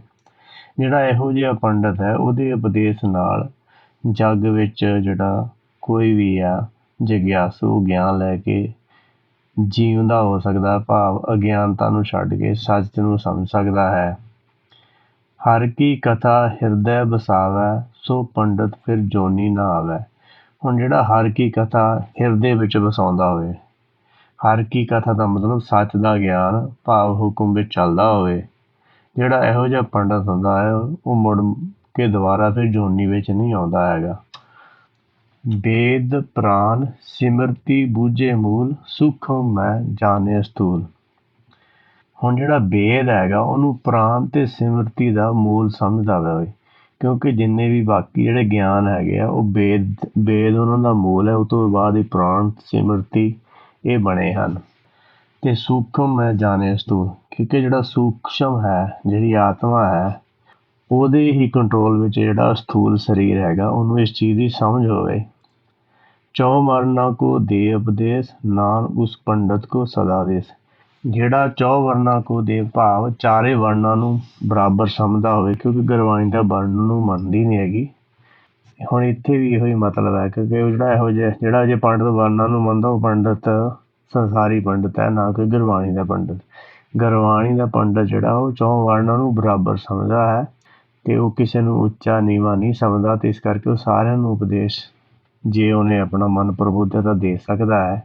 ਜਿਹੜਾ ਇਹੋ ਜਿਹਾ ਪੰਡਤ ਹੁੰਦਾ ਹੈਗਾ ਉਸ ਨੂੰ ਅਸੀਂ ਵੀ ਨਮਸਕਾਰ ਕਰਦੇ ਹਾਂ, ਜੇ ਕੋਈ ਇਹੋ ਜਿਹਾ ਪੰਡਤ ਹੋਵੇ। ਇੱਥੇ ਪੰਡਤ ਦੀ ਨਿਖੇਧੀ ਨਹੀਂ ਕੀਤੀ ਗਈ ਤੇ ਦੱਸਿਆ ਗਿਆ ਕਿ ਜੇ ਪੰਡਤ ਹੋਣਾ ਹੈਗਾ ਤਾਂ ਇਹੋ ਜਿਹਾ ਪੰਡਤ ਹੋਣਾ ਚਾਹੀਦਾ ਹੈ। ਬੀਜ ਮੰਤਰ ਸਰਵ ਕੋ ਗਿਆਨ, ਚੌ ਵਰਨਾ ਮੈਂ ਜਪੇ ਕਉ ਨਾਮ। ਇੱਥੇ ਸਤਿਗੁਰ ਜੀ ਉਪਦੇਸ਼ ਕਰਦੇ ਹਨ ਕਿ ਜਿਹੜਾ ਜਿਸ ਨੂੰ ਇਸ ਚੀਜ਼ ਦਾ ਗਿਆਨ ਹੈ ਕਿ ਹਰੇਕ ਜੀਵ ਹੈ ਉਸ ਨੂੰ ਗਿਆਨ ਲੈਣ ਦਾ ਹੱਕ ਹੈ, ਤੇ ਚਾਰਾਂ ਵਰਨਾਂ ਵਿੱਚ ਕੋਈ ਵੀ ਇਸ ਨੂੰ ਜਪ ਸਕਦਾ ਹੈ, ਸਮਝ ਸਕਦਾ ਹੈ। ਜੋ ਜੋ ਜਪੇ ਤਿਸ ਕੀ ਗਤ ਹੋਈ, ਸਾਧ ਸੰਗੀ ਪਾਵੈ ਜਨ ਕੋਈ। ਭਾਵ ਜਿਹੜਾ ਵੀ ਕੋਈ ਇਸ ਨੂੰ ਜਪੇਗਾ, ਭਾਵ ਸਮਝੇਗਾ, ਉਹਦੀ ਗਤੀ ਹੋ ਜਾਵੇਗੀ, ਉਹਨੂੰ ਸੱਚ ਦੀ ਸਮਝ ਪੈ ਜਾਏਗੀ, ਉਸਦਾ ਗਿਆਨ ਅੱਗੇ ਤੋਂ ਅੱਗੇ ਆਤਮ ਗਿਆਨ ਵੱਲ ਵਾਧਾ ਹੋ ਜਾਵੇਗਾ। ਤੇ ਇਸ ਤਰ੍ਹਾਂ ਜਿਹੜਾ ਵੀ ਕੋਈ ਆਪਣੇ ਮਨ ਨੂੰ ਸਾਧ ਕੇ ਕੋਸ਼ਿਸ਼ ਕਰੇਗਾ ਉਸ ਨੂੰ ਸੱਚ ਦਾ ਗਿਆਨ ਮਿਲ ਜਾਵੇਗਾ, ਪਰ ਇਹ ਕੋਈ ਵਿਰਲਾ ਹੀ ਜਨ ਹੁੰਦਾ ਹੈ ਜਾਂ ਹੋਵੇਗਾ। ਕਰੀ ਕਿਰਪਾ ਅੰਤਰੀ ਉਰ ਧਾਰੈ, ਪਸ਼ੂ ਪ੍ਰੇਤ ਮੁਗਤ ਪਾਥਰ ਕੋ ਤਾਰੇ। ਹੁਣ ਜਿਸ ਦੀ ਕਿਰਪਾ ਹੁੰਦੀ ਹੈ ਤੇ ਉਹ ਆਪਣੇ ਹਿਰਦੇ ਵਿੱਚ ਸੱਚ ਦੇ ਗਿਆਨ ਨੂੰ ਧਾਰਨ ਕਰਦਾ ਹੈ ਤੇ ਫਿਰ ਉਹ ਪਸ਼ੂ ਪ੍ਰੇਤ ਮੁਗਧ ਪਾਥਰ, ਇੱਥੇ ਹੁਣ ਪਸ਼ੂ ਜਾਂ ਪ੍ਰੇਤ ਦੀ ਗੱਲ ਨਹੀਂ ਹੈ, ਇੱਥੇ ਜਿਵੇਂ ਕਿ ਗੁਰਬਾਣੀ ਦਾ ਵਾਕ ਹੈ, ਆਵਨ ਆਏ ਸ੍ਰਿਸ਼ਟ ਮੈਂ ਬਿਨ ਬੂਝੇ ਪਸ਼ੂ ਢੋਰ। ਇਸੇ ਤਰ੍ਹਾਂ ਪ੍ਰੇਤ ਦੀ ਵੀ ਵਿਆਖਿਆ ਆਈ ਹੈ ਕਿ ਮਾਇਆ ਮੋਹ ਸਭ ਪ੍ਰੇਤ ਹੈ, ਤੇ ਜਿਹੜਾ ਸੱਚ ਨੂੰ ਨਹੀਂ ਸਮਝਦਾ ਉਹ ਪਸ਼ੂ ਦੇ ਬਰਾਬਰ ਹੈ, ਤੇ ਜਿਹੜਾ ਮਾਇਆ ਨਾਲ ਮੋਹ ਪ੍ਰੇਤ ਹੈ। ਤੇ ਇਸ ਤਰ੍ਹਾਂ ਦਾ ਕੋਈ ਵੀ ਇਨਸਾਨ ਹੈ, ਜੇ ਉਹ ਹਿਰਦੇ ਵਿੱਚ ਧਾਰਨ ਕਰੇ ਤਾਂ ਉਹ ਵੀ ਧਰ ਸਕਦਾ ਹੈ, ਭਾਵ ਉਸ ਨੂੰ ਵੀ ਸੱਚ ਦੀ ਸਮਝ ਆ ਸਕਦੀ ਹੈ। ਸਰਬ ਰੋਗ ਕਾ ਔਖਦ ਨਾਮ, ਕਲਿਆਣ ਰੂਪ ਮੰਗਲ ਗੁਣ ਗਾਮ। ਹੁਣ ਜਿਹੜਾ ਸਾਰਿਆਂ ਰੋਗਾਂ ਦਾ ਜਿਹੜਾ ਹੱਲ ਹੈ, ਜਾਂ ਇੱਥੇ ਆਤਮਾ ਦੇ ਰੋਗਾਂ ਦੀ ਗੱਲ ਕੀਤੀ ਗਈ ਹੈ, ਕਿਉਂਕਿ ਆਤਮਾ ਹੀ ਰੋਗੀ ਹੈ। ਜਿਵੇਂ ਕਿ ਗੁਰਬਾਣੀ ਦਾ ਵਾਕ ਹੈ, ਜੋ ਜੋ ਦੀਸੇ ਸੋ ਸੋ ਰੋਗੀ, ਰੋਗ ਰਹਿਤ ਮੇਰਾ ਸਤਿਗੁਰ ਜੋਗੀ। ਕਿ ਜਿਹੜਾ ਸਾਰੇ ਹੀ ਰੋਗੀ ਹੈਗੇ ਆ, ਕਿਉਂਕਿ ਸੱਚ ਦੇ ਗਿਆਨ ਨਾ ਹੋਣ ਕਰਕੇ, ਅਗਿਆਨਤਾ ਹੋਣ ਕਰਕੇ, ਭਰਮ ਦੇ ਵਿੱਚ ਹੋਣ ਕਰਕੇ ਸਾਰੇ ਦੁਖੀ ਹੈਗੇ, ਸਰੀਰ ਦੇ ਨਾਲ ਜੁੜੇ ਹੋਣ ਕਰਕੇ। ਪਰ ਜਿਹਨੂੰ ਸੱਚ ਦਾ ਗਿਆਨ ਹੈਗਾ ਉਹੀ ਰੋਗ ਰਹਿਤ ਹੈਗਾ, ਉਹ ਮੇਰਾ ਸਤਿਗੁਰ ਜੋਗੀ, ਭਾਵ ਜਿਹਨੂੰ ਸੱਚ ਦਾ ਗਿਆਨ ਹੈ, ਸੱਚ ਨਾਲ ਜੁੜਿਆ ਹੈ, ਹੁਕਮ ਵਿੱਚ ਚੱਲਦਾ ਹੈ, ਉਹੀ ਜਿਹੜਾ ਰੋਗ ਤੋਂ ਰਹਿਤ ਹੈਗਾ। ਕਲਿਆਣ ਰੂਪ ਮੰਗਲ ਗੁਣ ਗਾਮ। ਹੁਣ ਜਿਹੜਾ ਰੋਗ ਰਹਿਤ ਹੈਗਾ, ਜਿਹੜੀ ਆਤਮਾ ਨਿਰੋਗ ਹੈਗੀ ਹੈ, ਜਿਹਨੂੰ ਸੱਚ ਦਾ ਗਿਆਨ ਹੈਗਾ, ਉਹਦਾ ਹੀ ਕਲਿਆਣ ਹੁੰਦਾ ਹੈ ਤੇ ਉਹ ਹੀ ਮੰਗਲ ਗੁਣ ਗਾਉਂਦਾ ਹੈ। ਕਾਹੂ ਜੁਗਤੀ ਕਿਤੇ ਨਾ ਪਾਈਐ ਧਰਮ, ਨਾਨਕ ਤਿਸ ਮਿਲੇ ਜਿਸ ਲਿਖਿਆ ਤੁਰ ਕਰਮ। ਕਿ ਕਿਸੇ ਵੀ ਜੁਗਤੀ ਨਾਲ ਸੱਚ ਨੂੰ ਸਮਝਿਆ ਨਹੀਂ ਜਾ ਸਕਦਾ। ਨਾਨਕ ਜੀ ਕਹਿੰਦੇ ਹਨ ਕਿ ਉਸ ਨੂੰ ਮਿਲਦਾ ਹੈ ਜਿਸ ਨੇ ਆਪਣੇ ਹਿਰਦੇ ਵਿੱਚ ਇਹ ਦ੍ਰਿੜ ਨਿਸ਼ਚਾ ਕਰ ਲਿਆ ਹੁੰਦਾ ਹੈ ਕਿ ਮੈਂ ਸੱਚ ਨੂੰ ਸਮਝਣਾ ਹੈਗਾ, ਜਾਂ ਜਿਸ ਦੇ ਅੰਦਰ ਸਾਚੇ ਨਾਮ ਕੀ ਲਾਗੇ ਭੁੱਖ ਉਤ ਭੁੱਖੇ ਖਾਏ ਚੱਲੀਏ ਦੁੱਖ। ਕਿ ਜਿਸ ਦੇ ਅੰਦਰ ਸੱਚ ਦੀ ਭੁੱਖ ਹੁੰਦੀ ਹੈ ਉਸ ਨੂੰ ਹੀ ਸੱਚ ਮਿਲਦਾ ਹੈ, ਉਸ ਨੂੰ ਹੀ ਸਮਝ ਆਉਂਦੀ ਹੈ। ਵਾਹਿਗੁਰੂ ਜੀ ਕਾ ਖਾਲਸਾ, ਵਾਹਿਗੁਰੂ ਜੀ ਕੀ ਫਤਿਹ।